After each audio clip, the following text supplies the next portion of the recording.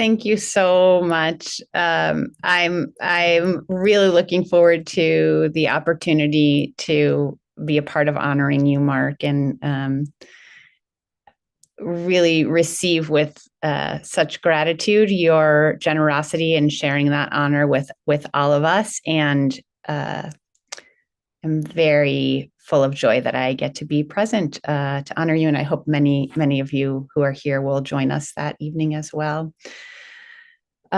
So as Mark mentioned, as we entered the space, this is 37 days, which is 5 weeks and 2 days of the Omer.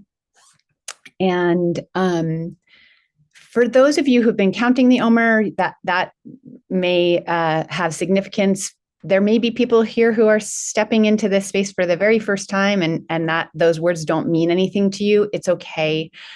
Just let that go. I promise some of it will wash over you, and some of it will find its place and rest within your heart as we do a little bit of exploring today together before we sit.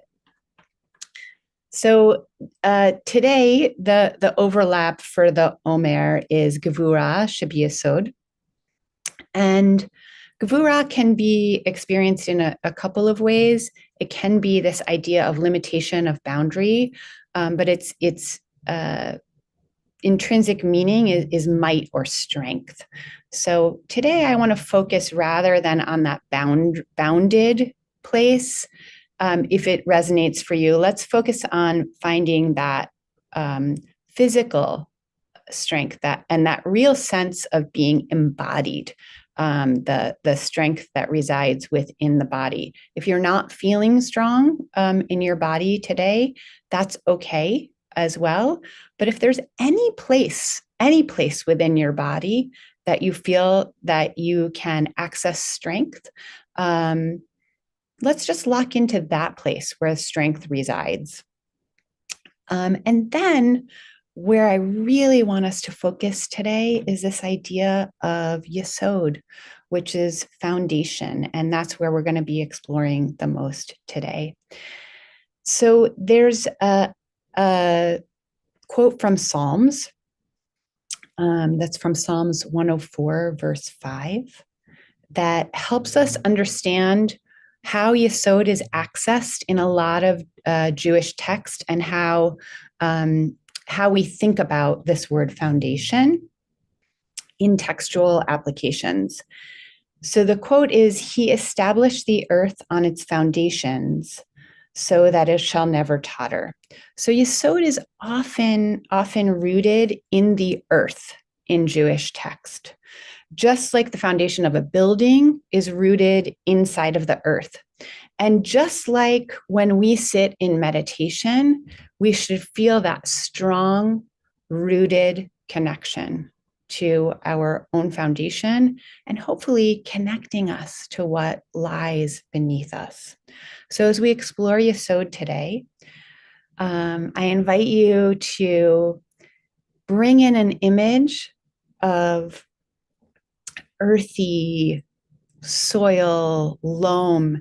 Even if you can, just take a moment right now to allow the eyes to close. Maybe breathe in and see if you can evoke for yourself that smell of the good earth.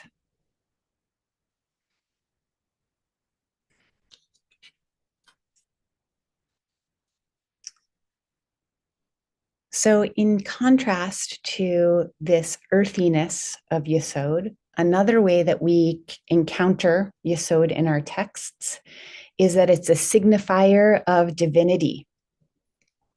And this knowledge of divinity as the foundation, that's that really important word when we think about Yesod, this foundation of wisdom. However you may conceptualize or connect to divinity, and each one of us does that in a myriad of different and beautiful ways.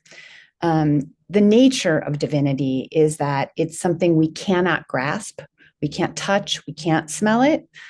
Like I asked you just a moment ago to recall that smell of the good earth.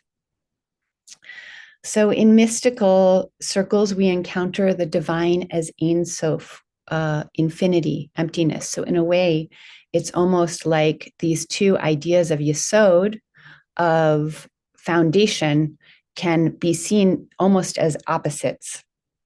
So if we have both the ungraspable and the most elemental as examples of Yesod, of foundation, how do we synthesize those two things?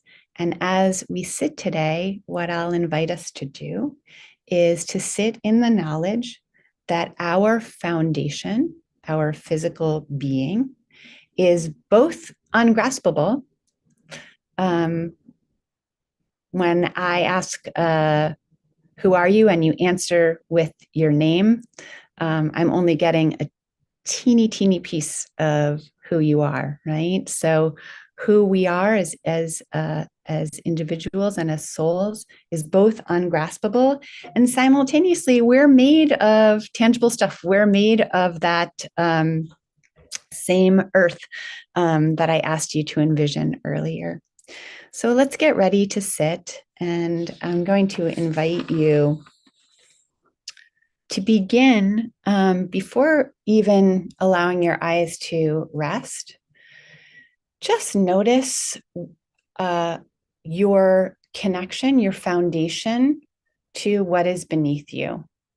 So wherever your sit bones are resting, just notice them. And then as you notice, if you'd like to, you can allow your eyes to gently rest. And take a moment to lean to one side, feeling the weight of the foundation shift. Lean to another side, noticing the tilting of your foundation, maybe even come forward a little bit and backwards a little bit until you find that centered place.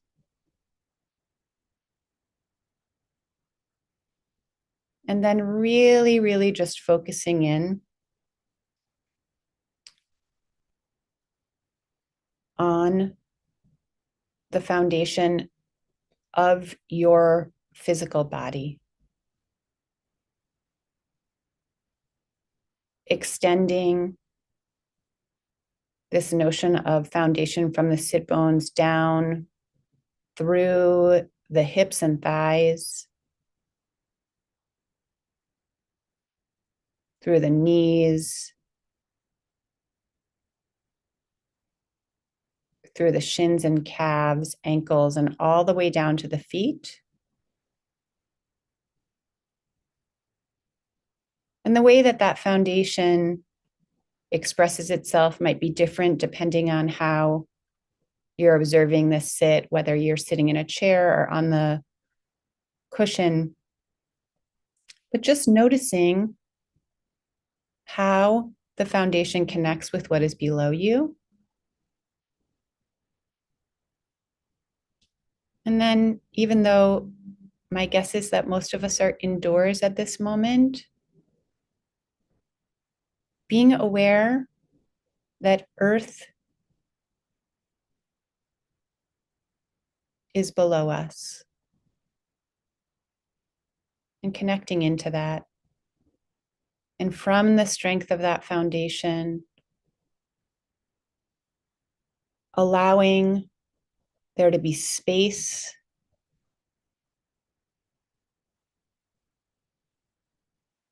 through the spine, through the front body, through the side body,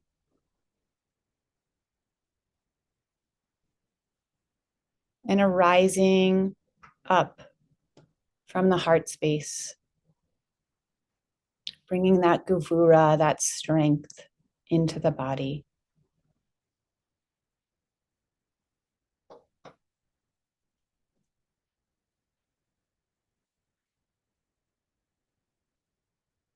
We're going to sit for 8 minutes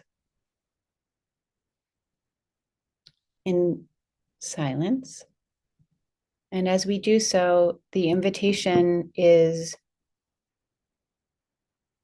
to come back as often as is necessary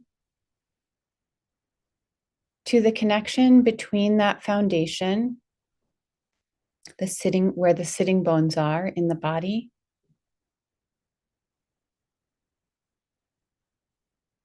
and the heart space moving upward. So the foundation, sitting bones, keeping us rooted, feeling really connected, even noticing the gravity that is pulling us down toward the earth, while at the same time, with our gavura, with our strength, we stretch our heart forward and upward, coming back to that physical sense each time the mind wanders. We'll sit silently now for 8 minutes.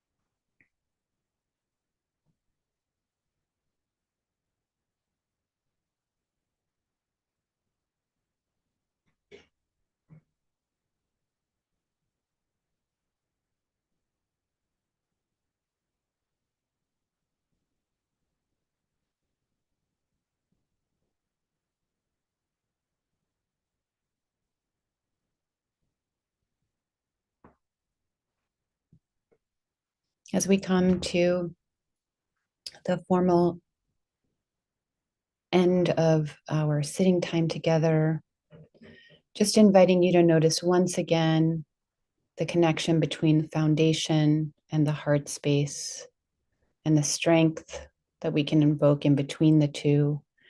And if you'd like to close our practice with an embodied practice, I'll invite anyone who'd like to stand at this time. Just noticing your feet as your foundation on the floor and lifting again the heart space up, allowing the hands to come by the sides. We're going to close with a poem by Rabbi Tamara Cohen. Here in the joining of strong right thigh to centering pubic bone, here in the weaving of my life and yours, the melding of my purpose and the purpose. Here you are staying still, staying present for as long as you need, for all the time, like the ocean promises the sand, like the stars promise the black expanse of night. Here you are the lone tree not fallen despite wind, despite rain. If nothing could shake your roots, here is where you would find yourself. And what would you do with this enduring foundation holding you firm? What would you dare? Thank you, everyone, for your presence and for bringing your gevurah and your foundation into this space. Thank you so much, Cantor, Kerith. And we ask everybody to, again, to hold that pose for a few minutes to create space for those of you who are in mourning or observing a yard site, or for whom it's accustomed to join in the mourner's Kaddish. Thanks to Rachel for sharing the words of the Kaddish on the screen. If you're reciting Kaddish today for any reason, you can put the name or names of anyone you're honoring today in the chat now or after we finish the recitation. And if you're joining me, please rise in body or in spirit, and you can unmute at this time. Yid Gadal, Yid Kadash, Yimei Hey Rabba, Rabba, Yomad, Yibrak, Lachude, Uchayechon, Ayefon, Ugamechon, Mechon, Uchayet, Beit Beit Yisrael, Yisrael, Ba'agalat, Allah Bisman is Karib, mindful, Vibru, Yibru, Amen.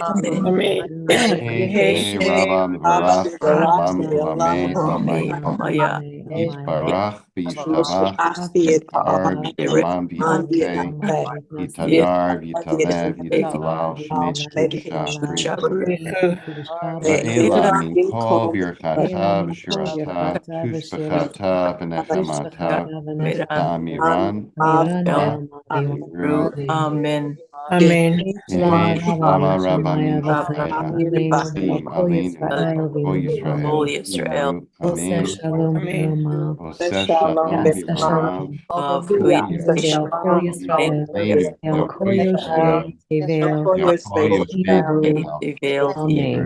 Amen. Amen. Amen.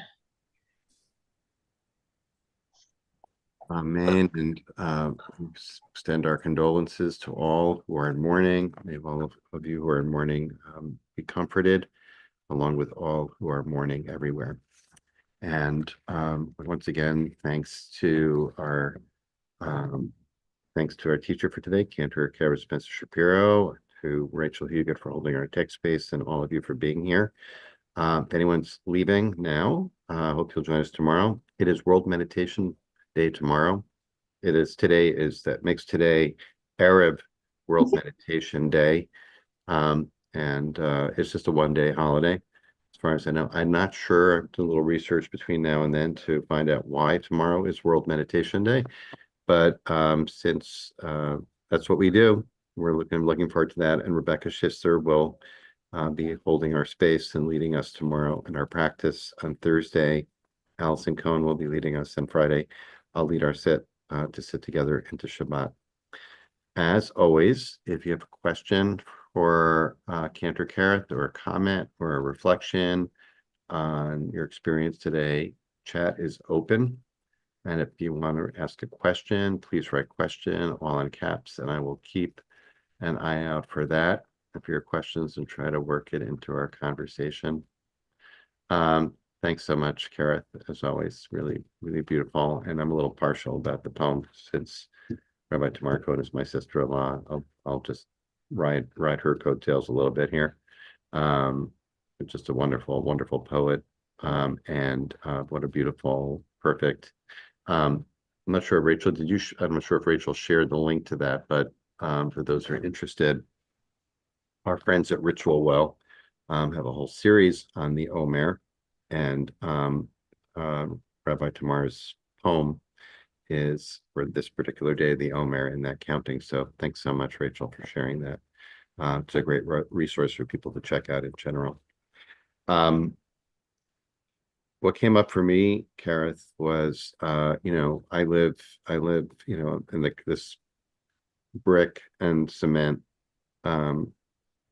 environment, and I think I've mentioned sometime in the last week or so, my building planted a nice little garden on the side, and I have found so much just an inordinate and inexplicable and very surprising amount of comfort and support in just watching these bushes and shrubs, and in particular the roses, grow and blossom. So I really appreciated Yesod, your connection between this week of Yesod and the earth, and feeling connected to the earth.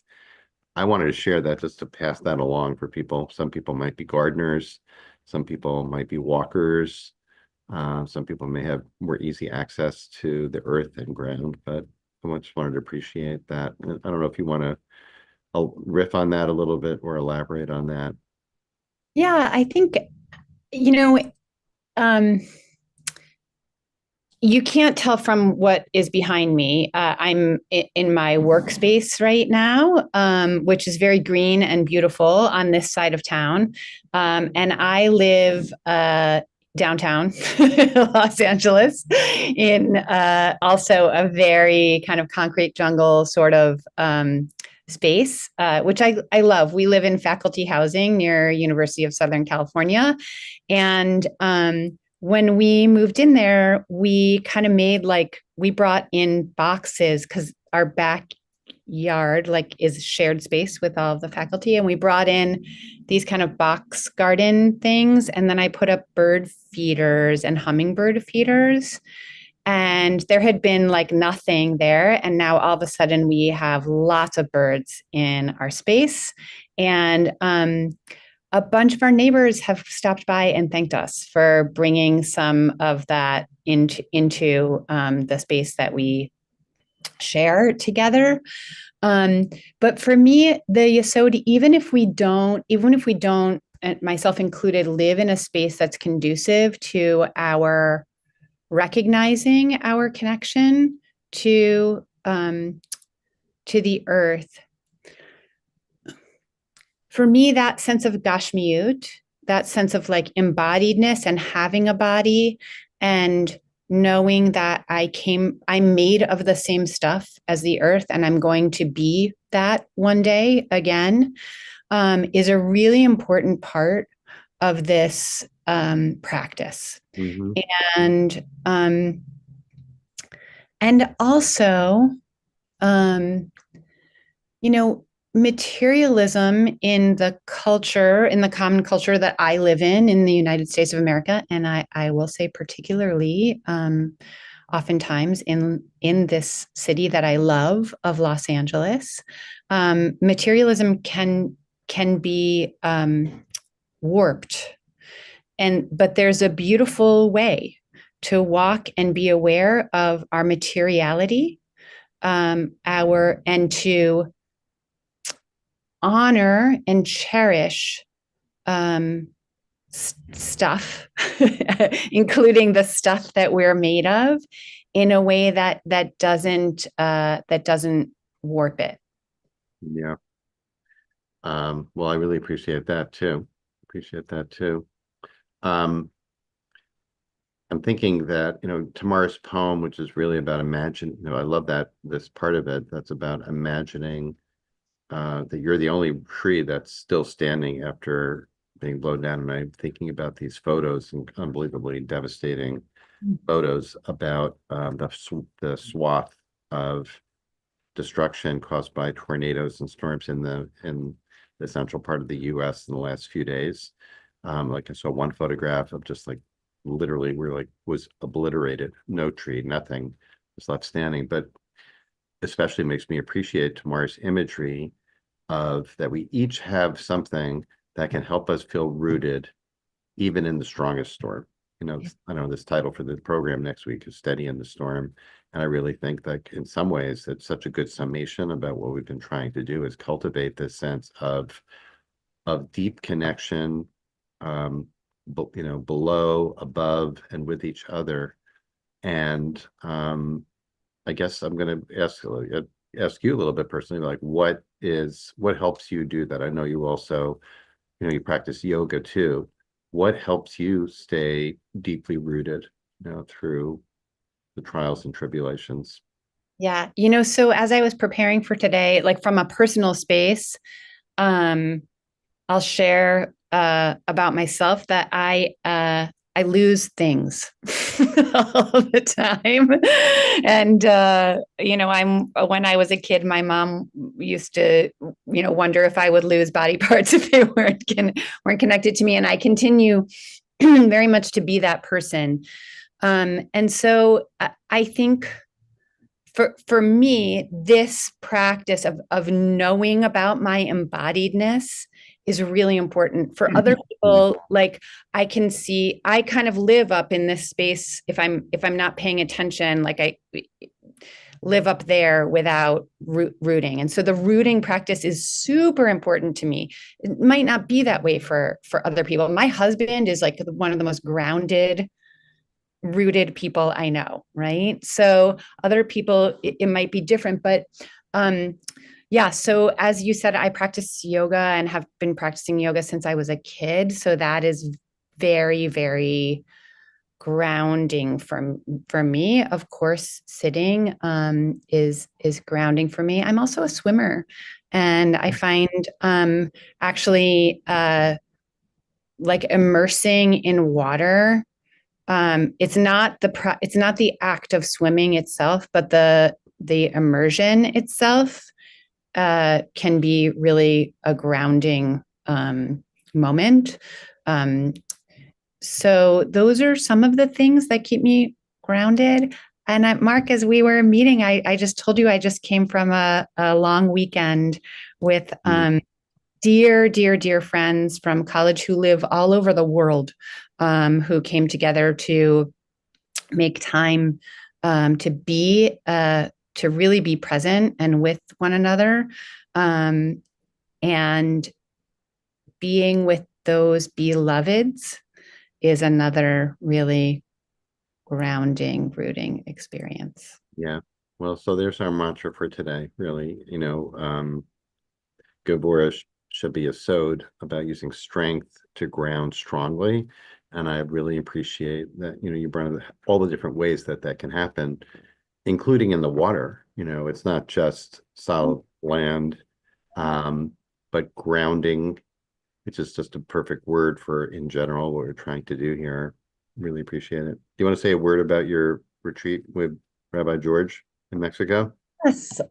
So Rabbi George and I both trained. We actually met through IJS in our mindfulness meditation teacher training program, and we have been meditation partners since then for I think it's like 8 years now. And this has been a long time goal of ours to lead a retreat together. We have done things together at his congregation. He is an amazing, wonderful meditation teacher as well. The retreat will be in a beautiful space in Mexico on the beach. We'll have 3 days of silence, and then there'll be a more kind of open place. There'll be time for individual check-ins with me and Rabbi George, and just a lot of sitting. And there is daily yoga as well for those who would like to participate. And if you don't like yoga, you can go for a walk on the beach. So it should just be a beautiful, special time. And we're going to be focusing on heart space, opening the heart. That sounds pretty good. Pretty good. That sounds pretty good to me. I wish you could be with us, Mark. I wish so too. That sounds really quite amazing. So I'm glad you have some spaces open. I encourage people to check that out. Of course, IJS is also running our silent meditation retreat around the same time. You got plenty of options. And the other thing I just want to give a shout out to Cantor Kerith's, if you're on social media, if you're on Instagram or Facebook. I'm not sure if you're doing it on some, maybe do you do TikTok also? I do not do TikTok. I'm Right. on Insight Timer is a really nice place to find me. Good. And Kerith has been offering beautiful, very short mindfulness moments on various spiritual qualities and themes, Midot, and highly recommend you to follow her on social media as well. While I'm mentioning that, I'm just going to also, so I have for a while mentioned, but people I think know, or if you don't, that all our sessions are recorded and all the recordings are posted on our YouTube channel. So you can, if you missed any part, or if there's a question, or you just want to revisit any part of the practice today, you can do that on our YouTube channel. So Kerith, as always, thanks so much for leading us. Pleasure. Thank you, Mark. Thank you. And thanks, Rachel, for holding our space. Thanks to each of you for being here. Please join us tomorrow for World Meditation Day. And Rebecca Schister will be leading us. Until then, everyone, be safe and well. Many blessings, everyone. Take good care.